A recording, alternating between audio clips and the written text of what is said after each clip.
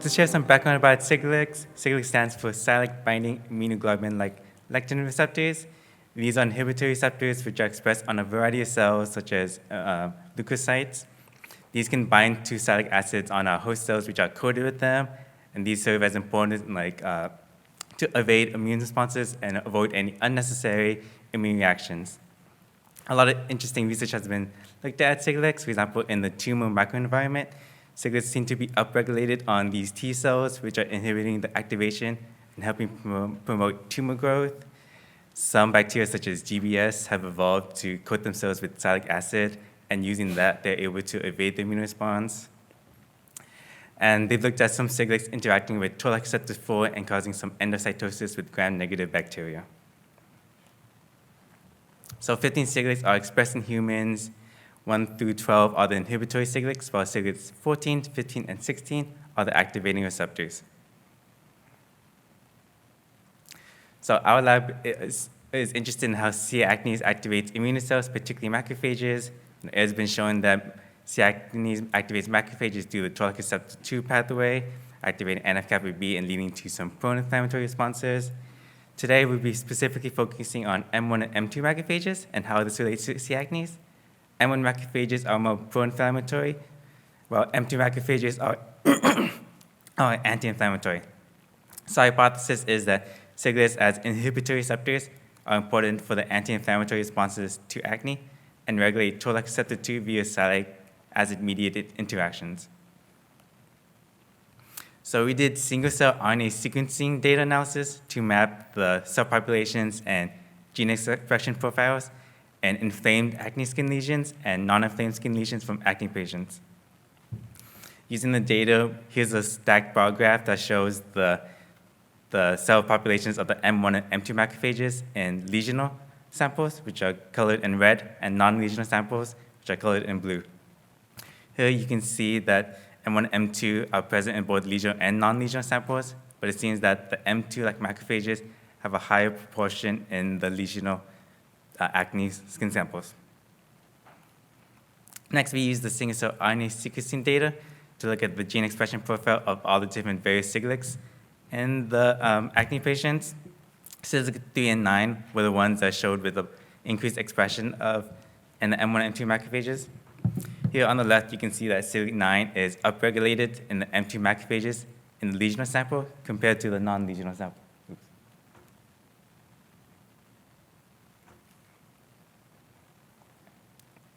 It's increased in the M2 macrophages in the lesional compared to the non-lesional, but the expression is very low in the M1 macrophages.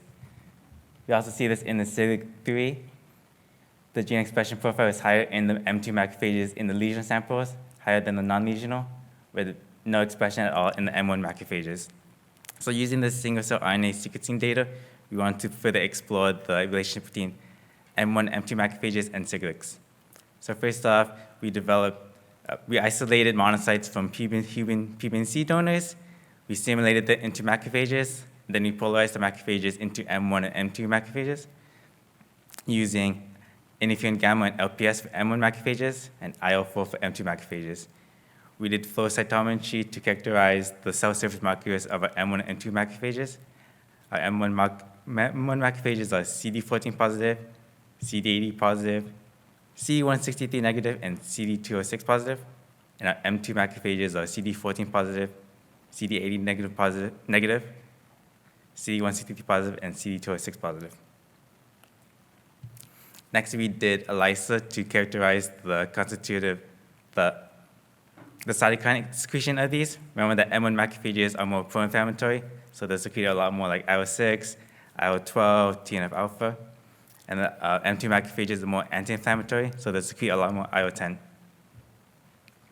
Using this, we wanted to study the effect of Siglec 3 and Siglec 9, so we designed siRNA to transfect into each of the cells and knock it down. First, we're looking at the IL-6 expression in M1 macrophages, and we see that compared to our scrambled siRNA control, knocking down Siglec 3 and Siglec 9 has no effect on IL-6 secretion.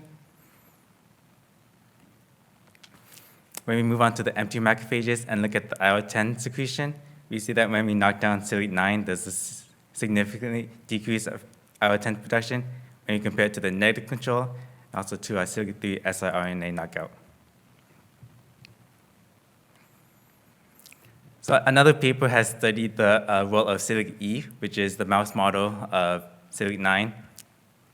Using the mouse model, they showed that gram-positive bacteria will regulate Siglecs E through the toll-like receptor 2 and TRAV6 pathway.